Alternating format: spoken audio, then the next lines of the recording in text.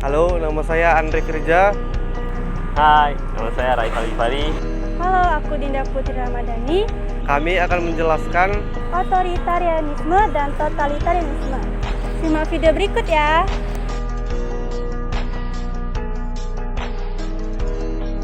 Otoritarianisme adalah kecenderungan untuk memusatkan sebuah kekuasaan kepada satu orang, di mana kekuasaan ini bersifat tidak terbatas dan memaksa. Ciri-ciri dari otoritarianisme ini adalah otoritas dihormati di atas hukum, ajaran atau keinginan lainnya, dan sikap ini seringkali diperkuat oleh penganiayaan, ancaman, cedera fisik, atau sanksi yang ditargetkan. Yang kedua, kepatuhan dan kesetiaan kepada pemimpin otoriter dihargai di atas nilai demokrasi, keadilan, kebebasan, atau pluralitas. Yang ketiga, kekuasaan terkonsentrasi pada satu sosok yang diagungkan sebagai dewa dan diberi gelar mulia, yaitu kepala suku, pemimpin tertinggi, dan yang lainnya.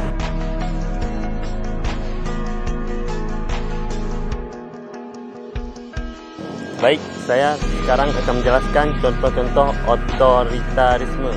Pada tahun 1936 terjadi Perang Saudara Spanyol, di mana berbagai faksi politik bentrok setelah kepemimpinan militer konservatif yang dipimpin oleh seorang militer Francisco Franco memberikan kudeta terhadap Republik Spanyol kedua. Dari konflik ini, Franco sendiri muncul sebagai pemimpin dan Caudillo Spanyol, negara yang diperintah oleh api dan darah hingga tahun 1975.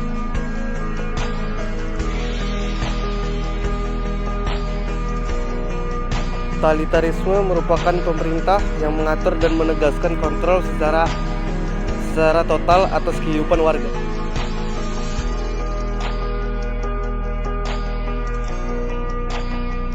Tujuan utamanya adalah untuk memerintah tanpa hambatan oleh pengekang hukum, pluralisme sipil dan persaingan partai, dan untuk membentuk kembali sifat manusia itu sendiri.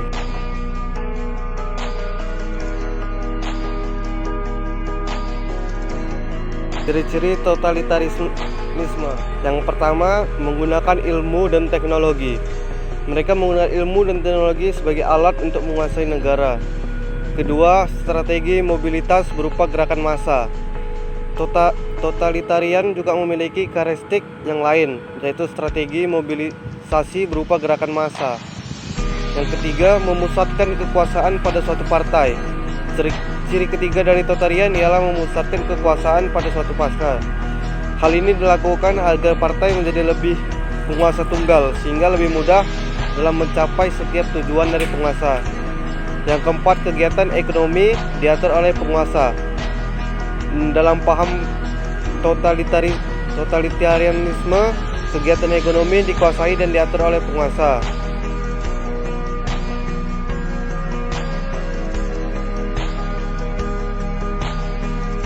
Baik, ada pula dari contoh totalitarianisme. Adapun contohnya yaitu adanya polisi rahasia yang memata-matai warganya setiap hari, aturan-aturan yang mengatur hal yang paling sederhana kayak motong rambut sama waktu tidur, sama ada monopoli terhadap komunikasi dan kekuatan persenjataan.